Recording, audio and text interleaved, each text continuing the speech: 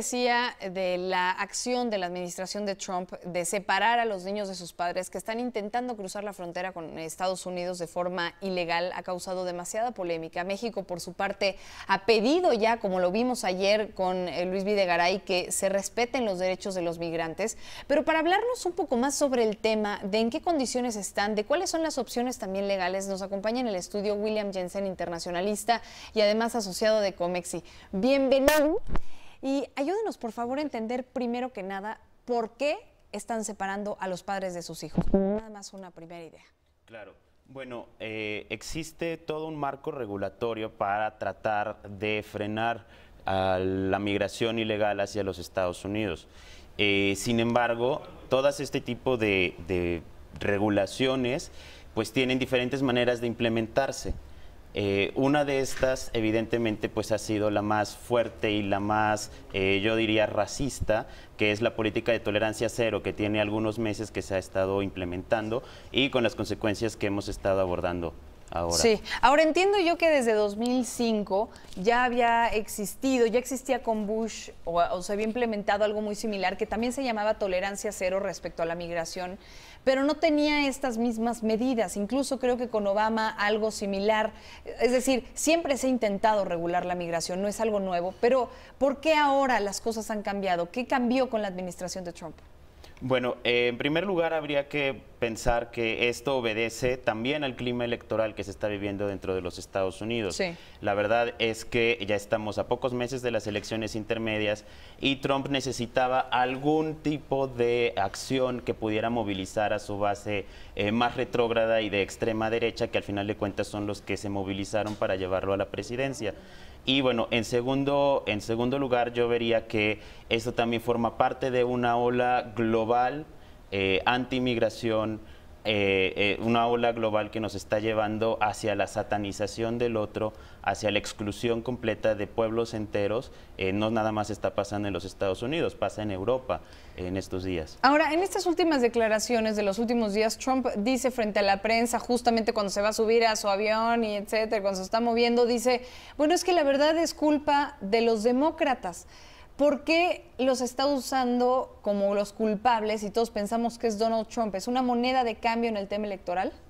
Sí, sin duda. El marco regulatorio, como bien mencionábamos, ya existía. Había habido ya bastantes, digamos, presiones también de grupos de derechos humanos para cambiarlo, incluso durante la presidencia de Obama.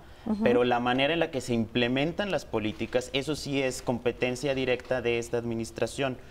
Esto sí, o sea, no tiene un mandato legal de separar a los niños de sus padres. Eso no existe en la legislación. Bien, pero según entiendo es un tema de moneda de cambio en la negociación, por ejemplo, para el tema de presupuestos, ¿no? Es decir, Trump está pidiendo estos 25,000 millones de dólares para crear el muro fronterizo, que los demócratas no se lo quieren dar y entonces, ¿saben qué? Pues esto se va a seguir llevando a cabo hasta que no me den lo que yo estoy pidiendo, ¿no? Sí, efectivamente lo que está diciendo es, bueno, me van a dar, o sea, acabamos con esta política siempre y cuando ustedes me aprueben los presupuestos para el muro, para mayor militarización de la frontera y además, pues evidentemente, continuar con acciones de exclusión, principalmente de la comunidad latina en Estados Unidos. Esto, evidentemente, es algo que es inaceptable para el Partido Demócrata y ya para varios miembros del Partido Republicano, hay que decirlo. Ahora, tribunales, en este caso, que son los migratorios, ¿por qué Trump se queja tanto de ellos? Porque ahí creo que él tiene un punto, es decir, antes, 2009, si lo queremos pensar así, habían como 225,000 casos sin realizarse, sin despegar, sin solucionar, y ahora hay más de 700,000 casos que no se han solucionado. ¿Qué está pasando ahí en los tribunales migratorios?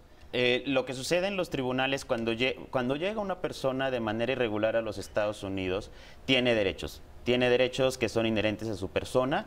Los derechos humanos no se pierden independientemente de la calidad migratoria o de acciones cometidas por cualquier persona. Sí. Entonces, evidentemente, los tribunales pues tienen el mandato de hacer el debido proceso, de analizar caso por caso y de entonces garantizar o no dar estatus de refugiado, regresar a la persona a su país, hacer una deportación ordenada, que es algo en lo que México se ha asociado con los Estados Unidos inclusive.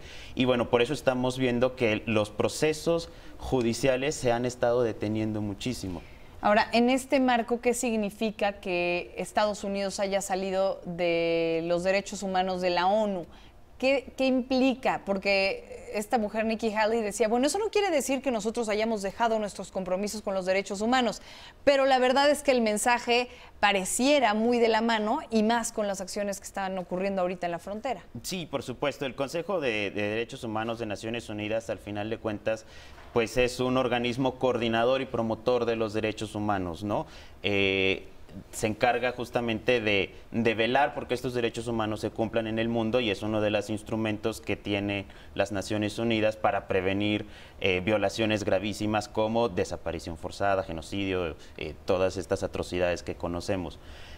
Sin embargo, Estados Unidos, al salirse, está dando un mensaje dentro de esta política de America First, que ellos o Estados Unidos está por arriba del derecho internacional, por arriba de la práctica internacional y pues digamos que esto contribuye al clima que se da en todo el país de los Estados Unidos de antiderechos, ¿no? O sea, no nada más es esto, sino es toda una cadena de situaciones que han estado sucediendo que atentan contra los derechos humanos. Ahora, ¿cuál es el proceso para un niño cuando llega a la frontera para que pueda llegar a este tipo de jaulas, como los hemos estado llamando, o estos enrejados en donde los tienen en un cuadro y apenas y con uno de estos tipo aluminios para cubrirse como si fueran cobijas? ¿Cómo es que un niño puede llegar a ese punto? ¿Cuál es el proceso para que lo separen de su padre? Pues depende de la manera también en la que han llegado estos niños, estas familias a la frontera, sí. Pero es la Fuerza Armada, ya sea el ICE, que es la Policía Migratoria, o algún otro tipo de elementos del Estado, que los separa a las familias, ¿no? Algunas están juntas, otras no van a estar juntas, depende de cuándo hayan llegado, depende también el tipo de país del que hayan llegado. Inclusive estamos hablando que la gran mayoría de esos niños y de los migrantes son de origen centroamericano, hay mexicanos también, pero bueno, bajo cualquier circunstancia me parece algo tristísimo. Entonces estos niños son internados, están bajo una custodia del Estado y al final de cuentas esto es lo más grave porque estamos viendo una crueldad sistemática del Estado en contra de las familias y especialmente en contra de los niños. Ahora, comúnmente entiendo que lo que sucedía era que en vez de este enrejado, pues los mandaban a los albergues y habían más de 11,000 niños en cerca de un centenar de albergues alrededor de los Estados Unidos. Así que las condiciones siguen siendo deplorables. El tema de que los separen de sus padres pues va a ser crítico. Y pues con eso creo que nos despediríamos. ¿Con qué mensaje dejarías entonces a la gente de qué está por venir?